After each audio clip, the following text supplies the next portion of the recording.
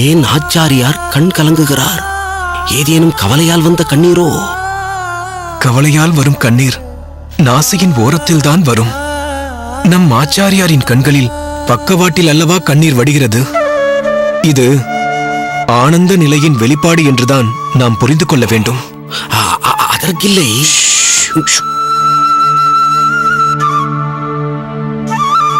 மலராண்டான், மாரநேர் நம்பி, வாருங்கள். சுவாமி, ஓர் சந்தேகம். கேள் மலராண்டான். தங்கள் கண்களில் இருந்து வழிந்தோடும் கண்ணீருக்கான காரணம் என்ன சுவாமி? அதுவா, ஆனந்தத்தாலும் வியப்பாலும் வெளிப்பட்டிருக்கும் ஆனந்த கண்ணீர். வேறொன்றும் சொல்ல அடியேனுக்கு தோன்றவில்லை அப்பா. தங்களின் வியப்பு எதை பற்றியது சுவாமி? நாங்கள் அதை பற்றி அறிந்து கொள்ளலாமா? நிச்சயம் மாரநேர் நம்பி. தாயாரும் பெரிய பிராட்டியுமான திருமகளின் கருணையை நினைத்து வியந்து ஆனந்த பரவசம் அடைந்தேன். அந்நிலையில் அடியேனின் எழுதுகோலும் தன் பணியை நிறுத்திவிட்டது. இந்த பட்டோலை என்றும் பெருமாளை பிரியாமல் இருக்கும் பெரிய பிராட்டியை பற்றியதா சுவாமி? ஆம் மலராண்டான். எம்பெருமானை பற்றி ஸ்தோத்திரங்களை ஓலையிட்ட அடியேன் அவனது பிரிய பத்தினியான மகாலட்சுமி தாயாரை போற்றி இப்போது ஸ்லோகங்களை ஏற்றிக் கொண்டிருக்கிறேன். சுவாமி, தாயாரின் கருணையை பற்றி குறிப்பிட்டீர்களே, அதை பற்றி இதில் விளக்க இருக்கிறீர்களா? அடியேனின் சக்திக்கு ஏதோ கொஞ்சம் விளக்கலாம். விவரிக்கும் அளவிற்கு அடியேனுக்கு சக்தி ஏதப்பா, சாமர்த்தியம் ஏதப்பா. தாயாரின் கருணை அளப்பரியது. அதை விளக்க இந்த ஸ்லோகங்களில் முயற்சி செய்திருக்கிறேன், அவ்வளவே. சுவாமி, இது தங்களுடைய தன்னடக்கத்தை காட்டுகிறது. சுவாமி, தாயாரின் கருணையை பற்றி அருளினால் நாங்களும் அதை எங்கள் மனதில் நிறுத்த முயற்சி செய்வோம். சொல்கிறேன். ஒரு கண நேரமாவது தன் நாதனை விட்டு பிரிந்திருந்தால் அவர் மக்கள் செய்யும் ஒரு குற்றத்தை கூட பொறுக்க மாட்டார் என்று நினைத்து எம்பெருமான் எப்போதெல்லாம் அவதாரம் எடுக்கிறானோ அப்போதெல்லாம் கனிவுடன் தாயாராகிய மகாலட்சுமி தேவியும் அதற்குகந்த உருவத்தோடு முகுந்தனை பின்தொடர்ந்து பிறவி எடுக்கிறாளே, அந்த கருணையை எப்படி வியக்காமல் இருக்க முடியும்? ஒரு காரியத்தில் அதன் காரணத்திற்குள்ள குணங்கள் வந்து சேரும் என்பது பெரியோர்களின் வாக்கு. அது முற்றிலும் பிராட்டியாரின் விஷயத்தில் உண்மை. ஏனென்றால் சந்திரனும் லக்ஷ்மி தேவியும் குளிர்ச்சியான கடலில் இருந்து தோன்றியவர்கள். அதனால்தான் சந்திரன் அமிர்தத்தாலும் மகாலட்சுமி தாயார் கருணை என்னும் குணத்தாலும் குளிர்ந்திருக்கிறார்கள். ஆஹா, உண்மையில் தாயாரின் கருணை மிகவும் சிறப்பு வாய்ந்தது சுவாமி. சொல்லப்பா. தாங்கள் எடுத்துள்ள எழுத்து பணி நெடிய பணி என்று தோன்றுகிறது. தாங்கள் அமுது செய்துவிட்டு பின்னர் இப்பணியை தொடர வேண்டுகிறோம். தளிகையை எம்பெருமானுக்கு கண்டருள பண்ணியாகிவிட்டதா? ஆயிற்று சுவாமி. சரி, நீங்கள் இருவரும் சென்று அமுது செய்யுங்கள். அடியேன் சற்று நேரம் கழித்து வந்து அமுது செய்கிறேன். ஆச்சாரியார் அமுது செய்யாமல் நாங்கள் என்று அமுது செய்திருக்கிறோம்? அது முறையாகாதல்லவா சுவாமி? நான் தானே உங்களை அமுது செய்யச் சொல்லி பணிக்கிறேன். எனவே தோஷமாகாது, செல்லுங்கள்.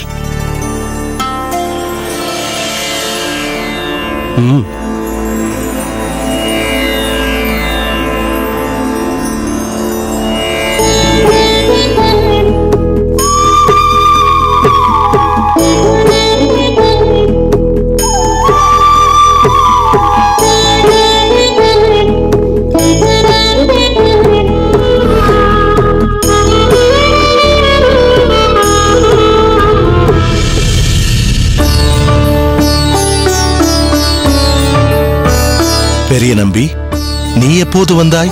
சுவாமி, தாங்கள் மகாலட்சுமி தேவியின் கருணையை புகழ்ந்து உரைத்த போதே அடியேன் வந்து விட்டேன்.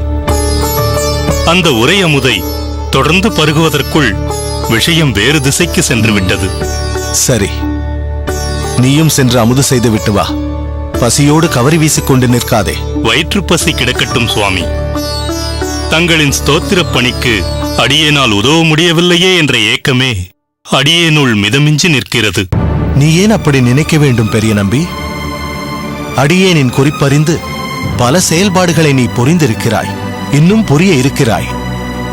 எனவே உன் ஏக்கத்தை விட்டுவிடு. இல்லை சுவாமி, தாங்கள் என்னதான் கூறினாலும் அடியேனின் மனது சமாதானமாகவில்லை. தங்களின் ஸ்தோத்திர ரத்தினம் என்ற ஒப்பற்ற படைப்பிற்கு திருக்கோஷ்டி நம்பி உறுதுணையாக பல குறிப்புகளை தங்களிடம் சமர்ப்பித்தார். அடியேன் இதுவரை அதுபோன்று தங்களுக்கு சிறு பணியும் செய்யவில்லை. எனவே கவரி வீசி தங்களுக்கு உடல் ரீதியாகவாவது அடியேன் சேவை செய்து கொண்டிருக்கிறேன்.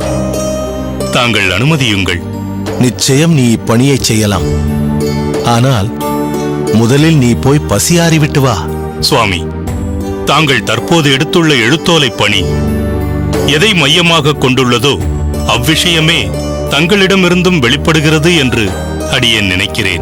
நீ என்ன சொல்ல வருகிறாய்? தாங்கள் எழுதிக் கொண்டிருப்பது மகாலட்சுமி தாயாரின் கருணையை பற்றி. தாய் உள்ளம் என்ன செய்யும்? தம் குழந்தைகள் அனைவரும் பசியாறி மகிழ்வதையே தன் கண்களால் கண்டு மகிழும். தாங்களும் தற்போது அப்படித்தான் திகழ்கிறீர்கள். அப்படிப்பட்ட தங்களுக்கு எழுத்துப் பணியில் குறிப்புகளை எடுத்துக் கொடுத்து அடியேனால் உதவ முடியவில்லையே சுவாமி. பெரிய நம்பி, நீ பிரத்யேகமாக குறிப்புகளை எழுதி கொண்டு வந்து அடியேனிடம் கொடுக்க வேண்டும் என்பதில்லை. உன் திருவாயிலிருந்து வரும் வார்த்தைகளே பல குறிப்புகளை அடியேனுக்கு அளித்து விடுகிறது. உன் சொற்சாதுரியம் அப்படி. அடியேனுக்கு ஒரு மேன்மை உண்டு என்றால் அது தங்கள் கடாட்சத்தால் ஏற்பட்டதே அன்றி வேறு ஒரு காரணமும் இல்லை சுவாமி. பெருமாள் தன் பக்தர்களை பல விதத்தில் எடுத்துக்காட்டாக அமைக்க நினைக்கிறான். உதாரணத்திற்கு நம் மடத்தில் உள்ளவர்களையே எடுத்துக்கொள்ளேன்.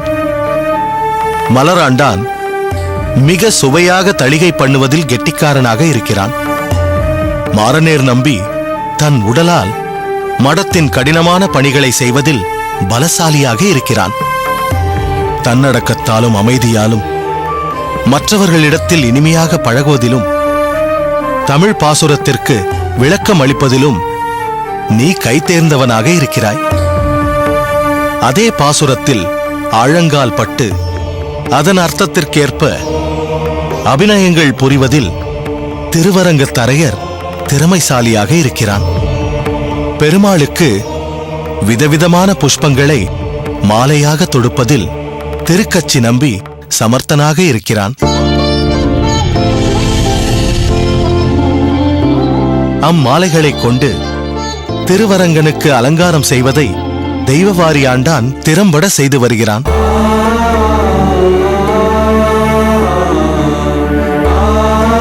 எதையும் திருத்தி பணி கொள்வதில் திருக்கோஷ்டி நம்பி மேன்மை உடையவனாக இருக்கிறான்.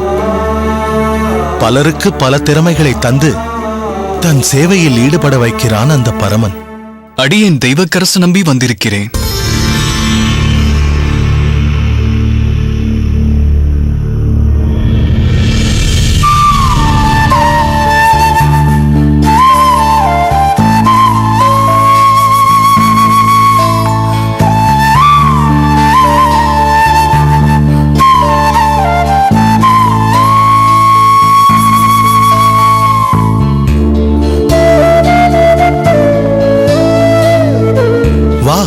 உள்ளே வா.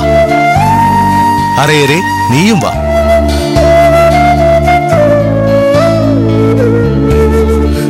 ஆசீர்வதியுங்கள் சுவாமி.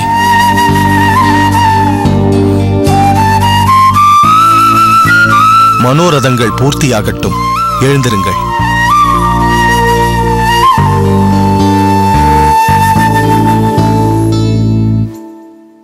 என்ன தெய்வக்கரசு நம்பி, மணக்கால் நம்பி ஆச்சாரியரின் பேரன்பை பெற்ற சிஷ்யனாயிற்றே நீ. மடத்தை விட்டு அதிகம் வெளியே வராதவன் தற்போது திடீரென்று இங்கே விஜயம் செய்திருக்கிறாய். என்ன விஷயம்? வெகு நாட்களாகிவிட்டது தங்களை தரிசித்த. அதனால்தான் வந்தேன் சுவாமி. அடியேனை விடு. அரங்கனை தரிசித்து விட்டு செல்லலாம் என்று வந்தேன் என்று சொல். அப்படியும் வைத்துக் கொள்ளலாம் சுவாமி. அரங்கனின் தரிசனத்தையும் தங்களின் அருளையும் பெற்றுச் செல்லலாம் என்று வந்தேன் சுவாமி. உனக்கு அரங்கனின் திருவருள் கிடைப்பதற்கு முன் அடியேனுக்கு கிடைத்துவிட்டது என்றே நினைக்கிறேன். தாங்கள் குறிப்பிடுவது? உன் வருகையைத்தான் குறிப்பிட்டேன். சற்று நேரம் முன்புதான் பெரிய நம்பி அடியேனிடம் தற்போது நான் செய்து வரும் ஸ்லோகப் பணியில் தன்னால் எதுவும் உதவ முடியவில்லையே என்று கூறிக்கொண்டிருந்தான். பகவத் சங்கல்பத்தை பார்த்தாயா? உன்னை சமயம் பார்த்து அந்த அரங்கன் இங்கு அனுப்பியிருக்கிறான். தங்களுக்கு அடியேன் என்ன செய்ய வேண்டும் சுவாமி? ஆணையிடுங்கள். அடியேன் தற்போது மகாலட்சுமி தாயாரின் மேல் ஸ்லோகங்கள் சில இயற்றி வருகிறேன். அது முடியும் தருவாயில் உள்ளது. நீதான் சமஸ்கிருதத்தில் நல்ல புலமை பெற்றவனாயிற்றே. சுவாமி, தாங்கள் இங்கே, அடியேன் இங்கே. தங்கள் புலமைக்கு முன் அடியேன் எம்மாத்திரம்? அப்படியில்லை தெய்வக்கரசு நம்பி. பலருக்கு பல திறமையை பகவான் அளித்திருக்கிறான் என்று அடியேன் இப்போதுதான் பெரிய நம்பியிடம் கூறிக்கொண்டிருந்தேன். அப்படி நீ குரு சேவையிலும் சமஸ்கிருத புலமையிலும் சிறப்பு வாய்ந்தவன் என்பதை நிச்சயம் ஏற்றுக்கொள்ளத்தான் வேண்டும். அனைத்தும் ஆச்சாரியர் மணக்கால் நம்பியின் அருளும் தங்களின் சிக்ஷையும் தான் சுவாமி.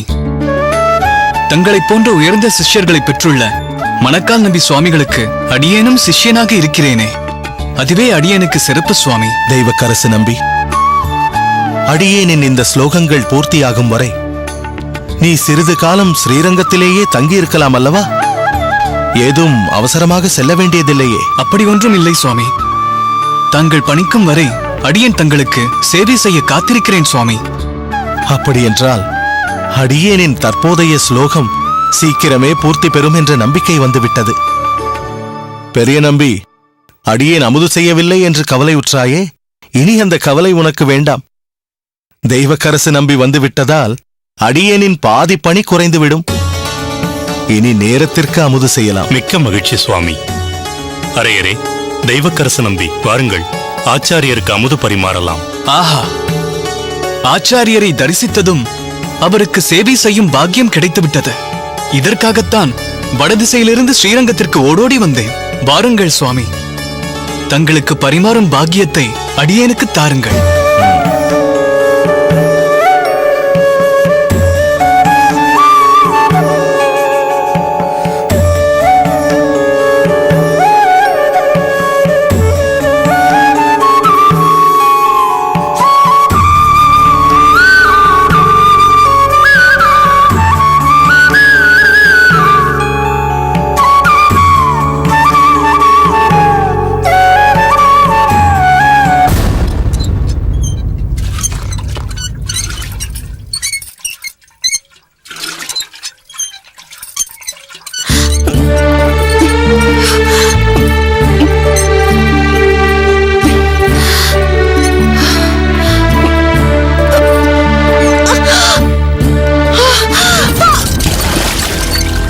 காந்திமதி, என்ன ஆயிற்று? காந்திமதி, சுவாமி, சுவாமி சீக்கிரம் இங்கே வாருங்கள். என்னம்மா ஆயிற்று? ஐயோ மன்னி, எதற்கு இப்போது அவர்களை அழைத்தீர்கள்? எனக்கு ஒன்றும் இல்லை. ஒன்றுமில்லையா? நன்றாக இருக்கிறது காந்திமதி நீ பேசுவது. ஒன்றுமில்லாமல் தான் குடம் உன் கை தவறி கிணற்றில் விழுந்ததா? என்ன வகுலா, என்னவாயிற்று? அதை ஏன் கேட்கிறீர்கள்? காந்திமதி மயங்கி கீழே விழ இருந்தாள். நல்ல வேளை நான் பார்த்தேன், தாங்கி பிடித்துக் கொண்டு விட்டேன். இல்லை என்றால் கீழே விழுந்து பெரிதாக காயம் பட்டிருக்கும். என்ன காந்திமதி இது? எதற்காக இந்த வேலையெல்லாம் நீ செய்கிறாய்? எங்கள் எல்லோரையும் துக்கப்பட வைக்க வேண்டுமென்றே இதையெல்லாம் செய்கிறாயோ? வகுலா, நீ போய் கொஞ்சம் தீர்த்தம் கொண்டு வா. சரி சுவாமி. அம்மாடி, இது என்ன வீண் பிடிவாதம்? நீ இப்படி அமுது செய்யாமல் இருப்பது எங்கள் எல்லோரையும் எப்படி வருத்துகிறது தெரியுமா? வேண்டாம் காந்திமதி, தயவு செய்து இந்த உண்ணாவிரத்தை இன்றோடு நிறுத்திக்கொள். நாங்கள் எல்லோரும் மீண்டும் ராமானுஜரிடம் பேசி எப்பாடுபட்டாவது அவனை திருமணத்திற்கு ஒத்துக்கொள்ள வைக்கிறோம். இல்லை அண்ணா, அது உங்களால் முடியாது. முயற்சி செய்கிறோம். எங்களுக்கு கொஞ்சம் அவகாசம் கொடு. நிறைய அவகாசம் கொடுத்தாயிற்று. இந்த ஒரு வழி மட்டும்தான் அவனை மாற்ற வல்லது என்று நினைத்துக் கொண்டிருந்தேன். அதுவும் கூட தவறு என்று இப்போது புரிந்து கொண்டு விட்டேன். புரிந்து கொண்டு விட்டாய் என்னும் போது உன் பிடிவாதத்தை கைவிட்டு விடலாமே காந்திமதி.